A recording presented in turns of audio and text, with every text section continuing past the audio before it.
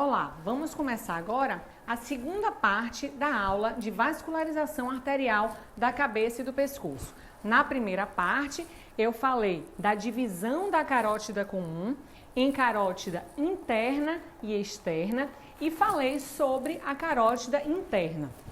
Falei sobre a entrada dela no crânio e as ramificações que ela forma dentro do crânio. Não é? Foi abordado toda a ramificação da carótida interna.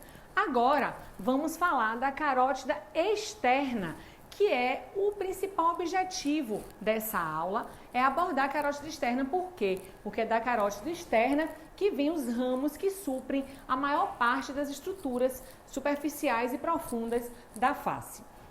Bom, então, como a gente pode ver, a carótida externa, ela forma vários ramos. Eu vou falar de cada um separadamente, aqui está só listado para que vocês já observem a quantidade de ramificações. E aqui está a imagem. Então, assim que ela se forma, ela já vai formando uma série de ramificações. Normalmente, a gente ordena esses ramos da seguinte maneira. Nós temos os primeiros ramos anteriores, que são a artéria tireoide superior, a artéria lingual e a artéria facial. Então, os três primeiros ramos anteriores estão sempre nessa ordem: a artéria tireoide superior, lingual e facial. Temos um ramo medial, que surge aqui medialmente, que é a artéria faríngea ascendente. Temos os dois ramos posteriores, que são a artéria occipital e a artéria auricular posterior. E, por fim, temos os ramos terminais, ou seja, os ramos nos quais a artéria carótida externa se bifurca, que são a artéria temporal superficial e a artéria maxilar. Então, eu vou repetir os ramos principais que saem diretamente da carótida externa. Os três primeiros ramos anteriores, nessa ordem: a artéria tireoide superior, a artéria lingual, a artéria facial. O ramo medial, que surge medialmente a artéria faríngea ascendente. Os dois ramos posteriores, a artéria occipital e a artéria auricular posterior. E os dois ramos terminais, a artéria temporal superficial e a artéria maxilar. Então, agora eu vou fazer a abordagem de cada um desses ramos separadamente. Começando pela artéria tireoide superior, que é esse primeiro ramo anterior aqui. Como o nome já diz, vai suprir a glândula tireoide. Mas antes disso, essa artéria também forma ramos para o músculo esternocleidomastoideo, também forma um ramo laríngeo superior, que supre a laringe, também um ramo cricotireoideo, para suprir essa musculatura da laringe também, e por fim os seus ramos terminais, que são esses ramos glandulares que se espalham na glândula tireoide. Lembrem-se que se existe tireoide superior, é porque existe tireoide inferior, que é um ramo da artéria subclávia. Então, além dessa artéria tireoide superior, vamos ter também ramos da tireoide inferior, suprindo a glândula tireoide. Então, é uma vascularização bem rica. Bom, antes de eu falar dos outros ramos que surgem anteriormente, que são a lingual e a facial, eu vou já falar sobre a artéria faríngea ascendente, porque é um ramo medial da carótida externa, mas que surge mais ou menos na mesma altura da artéria tireoide superior. Então, enquanto a tireoide superior segue anteriormente, a faríngea ascendente, ela sobe medialmente à carótida externa e, como o nome já diz, vai formar ramos que suprem a parede lateral da faringe. Depois, nós temos a artéria lingual. Então, eu vou voltar aqui a imagem só para vocês lembrarem da sequência. Então, aqui é tireoide superior, logo acima temos a saída da artéria lingual, que nessa imagem aparece curta porque ela já vai estar se aprofundando no soalho de boca em direção à língua e ao soalho de boca. Então, aqui nós temos uma imagem detalhada dessa artéria lingual. A artéria lingual, assim que ela vem para o soalho de boca, ela forma um ramo bem fininho, que é um ramo supraioideo, que participa da irrigação do soalho. Aí ela segue, forma esse segundo ramo, que vai para a raiz da língua, que é o ramo dorsal da língua, vai suprir o terço posterior da língua, ou seja, a raiz da língua. Depois ela continua seguindo pelo soalho, até que ela vai se dividir em uma artéria sublingual, que continua no soalho de boca, e a principal ramificação, que é a artéria profunda da língua. A artéria profunda da língua vai suprir todo o corpo da língua. É o ramo mais volumoso, é o ramo principal da artéria lingual. Observem que todo o suprimento arterial da língua vem pelo soalho de boca. Por isso que as cirurgias, os procedimentos cirúrgicos no soalho sempre são mais arriscados, porque podem comprometer essa vascularização. Então, voltando aqui à sequência dos ramos anteriores, já vimos a tireoide superior, a lingual, agora na sequência temos a saída da artéria facial. Como o nome já diz, a artéria que supre a face, a superfície externa da face, as estruturas superficiais da face. A artéria facial, ela vai sair da carótida externa com um trajeto anterior. Antes dela passar medialmente a mandíbula, ela vai formar ramos que sobem, que ascendem em direção ao palato, né? São as artérias palatinas ascendentes. E aí ela vai seguir. Aqui a mandíbula está seccionada porque a artéria facial, nesse momento aqui, ela está medialmente ao ângulo da mandíbula. E aí, inclusive, ela vai contornar a glândula submandibular, aqui medialmente a mandíbula, para depois ela fazer uma curva na base da mandíbula. Então, ela tem esse trajeto mais interno, ou seja, mais medial em relação à mandíbula, inclusive tendo esse íntimo contato com a glândula submandibular, para depois ela fazer uma curva na base da mandíbula e chegar então na face. Assim que ela faz essa curva, antes dela subir pela face, ela forma esse ramo que vai estar no soalho de boca, que é a artéria submentual. Só que ele passa no soalho externamente e não profundamente a esse soalho. Então, a artéria submentual vem aqui externamente no soalho de boca. O soalho de boca também é bastante vascularizado, a gente vai ter muitas anastomoses acontecendo aí. Anastomoses, só para lembrar, é a união entre vasos sanguíneos. Então, a artéria facial forma a artéria submentual, depois ela vai subir pela face. Observem que ela faz essa curva na base da mandíbula, exatamente na região anterior ao músculo masseter. A gente consegue palpar a artéria facial aqui, consegue sentir a sua pulsação.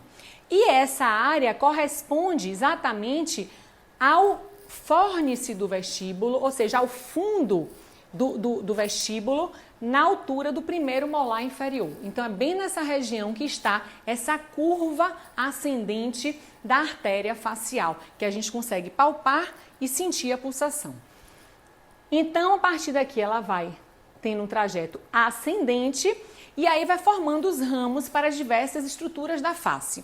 Aqui temos a artéria labial inferior, que é um ramo, aí ela continua subindo a artéria facial, aí forma labial superior, aí ela continua subindo, aí ela forma também um ramo para o nariz, que é o lateral do nariz, e aí continua com o trajeto ascendente.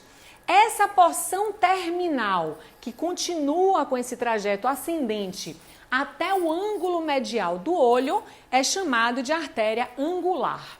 Então, recapitulando, a artéria facial, ela vem, forma primeiro a palatina ascendente, segue para frente, faz uma curva na base da mandíbula, antes de subir, forma esse ramo que é a artéria submentual, Depois ela sobe, aí forma labial inferior, labial superior, lateral do nariz e o que sobra, que vai continuar subindo, é a artéria angular, que portanto termina no ângulo medial do olho.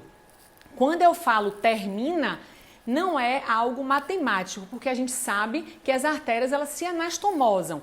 Então, na verdade, essa artéria angular, que é o ramo terminal da artéria facial, ela não termina, mas ela se anastomosa com outros ramos que estão aqui, que inclusive já foram comentados aqui na aula.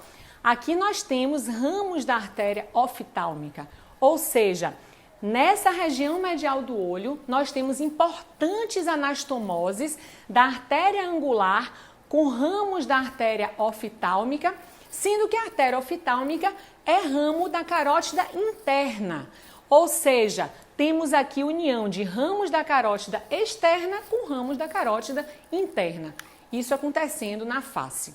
Então é muito importante a gente conhecer essas anastomoses para evitar algumas injúrias, para conhecer também, né, principalmente em procedimentos de preenchimentos, injeções nessa área, porque existem anastomoses importantes na região medial do olho. Aqui é uma outra imagem de uma maquete, mostrando também essas ramificações da artéria facial. Então aqui a gente vê o trajeto ascendente. Outro detalhe, a artéria facial ela é bastante sinuosa. A gente observa aqui e observa também nessa imagem. Por quê? Porque como ela fica muito próxima aos lábios, então ela precisa ter uma sinuosidade para quando a gente fizer o movimento de abertura e fechamento da boca, para que ela possa acompanhar, já que sua parede ela tem uma certa resistência. Então ela é bastante sinuosa, diferente da veia que tem uma parede mais retilínea. Então observe a sinuosidade da artéria facial, aqui formando-se a artéria labial inferior, depois a labial superior, depois a lateral do nariz e por fim a artéria angular no ângulo medial do olho. E aqui a gente observa bem a sua anastomose com os ramos da oftálmica e também com ramos palpebrais. Aqui nessa imagem a gente mostra com maior detalhe o momento em que a artéria facial ela cruza a base da mandíbula. Vejam que fica bem na região de do primeiro molar inferior e logo à frente do músculo masseter. Então a gente tem que ter cuidado em procedimentos cirúrgicos que envolvam o fundo do vestíbulo, o fórnice do vestíbulo na região de molar inferior.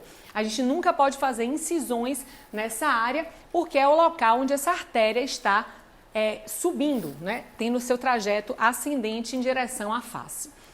Essa imagem é de um artigo, Tansat, de 2016, que detalha um pouco as artérias labiais, porque é um artigo que foi feito para embasar preenchimentos labiais. Não é o objetivo da nossa aula falar dos preenchimentos, mas só para a gente detalhar essa anatomia das artérias labiais, observem que o mais comum, como nós já vimos, é que da artéria facial surja a labial inferior e depois a labial superior.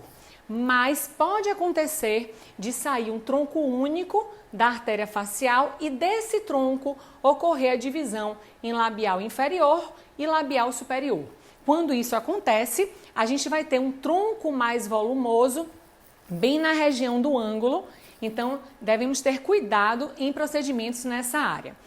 Outra característica que foi observado nessa descrição anatômica, nesse artigo, é que a artéria labial superior e a artéria labial inferior, elas são mais calibrosas nessa parte média do lábio e elas têm mais ramificações nessa parte medial, ou seja, mais voltada para o centro.